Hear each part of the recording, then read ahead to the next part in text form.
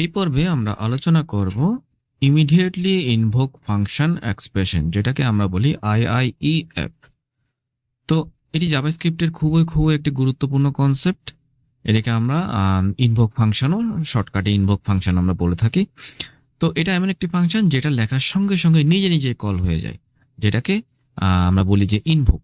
তো এই যে আইআইএফই এই জিনিসটা কি এবং কিভাবে কাজ করে সেটা আমরা বুঝে নিই। চলে যাচ্ছি এডিটরে। তো আমরা একটা ফাংশন তৈরি করলাম, ফাংশনে বলে দিলাম সে হ্যালো।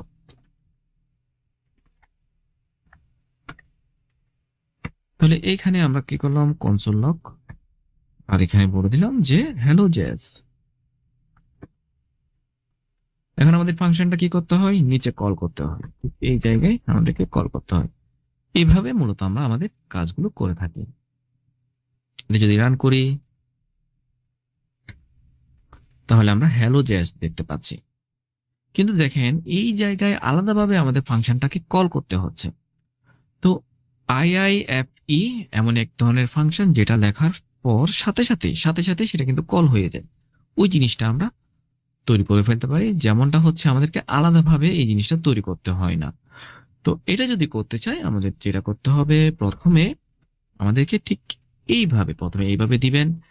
এরপরে আমরা লিখব ফাংশন। ফাংশন লেখার পর স্বাভাবিকভাবে আপনি এর ভেতরে ফাংশনটা তৈরি করে ফেলবেন এবং এখানে আপনার এক্সিকিউটিভ যে কোডগুলো রয়েছে, যেগুলো এক্সিকিউশন হবে, সেই জিনিসগুলো আপনি এখানে লিখে দিবেন। হ্যালো, আমি এখানে বলে দিলাম হ্যালো। ওকে, এখন যদি রান করি তাহলে কিন্তু আমরা দেখতে পাচ্ছি, সরি, আমরা এই জায়গায় এই ফাংশনটাকে এখানে এইভাবে কল করে দিতে হয়। তাহলে দেখি যে এই যে হ্যালো হ্যালো জিনিসটা কিন্তু কল হয়ে গেল।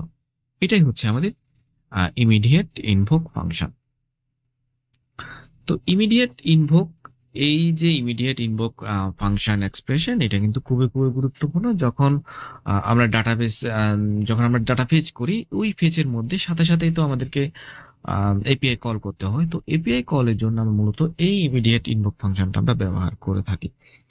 তো প্রথমে এটা যদি বিশ্লেষণ করি একটু, প্রথম যে ব্র্যাকেট, এই ব্র্যাকেট, এই যে এবং এটা এবং এটা, এই দুইটা ব্র্যাকেট হচ্ছে আমাদের, এর ভেতরে মূলত আমাদের ফাংশনটা থাকবে, অর্থাৎ এই অংশটুকু আমাদের থাকবে এবং এই ফাংশনটা আমাদের কমন ফাংশন, এটা আমাদের কমন ফাংশন।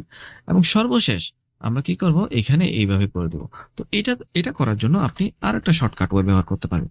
প্রথমে এইভাবে করবেন, তারপর আবারও দিবেন, এরপর প্রথম ব্লকের মধ্যে আমরা আমাদের ফাংশনটা তৈরি করে ফেলবো। জাস্ট ফাংশনটা এইভাবে তৈরি করবো। এইভাবে আমরা আমাদের ইনভোক ফাংশনটা তৈরি করে ফেলতে পারবো।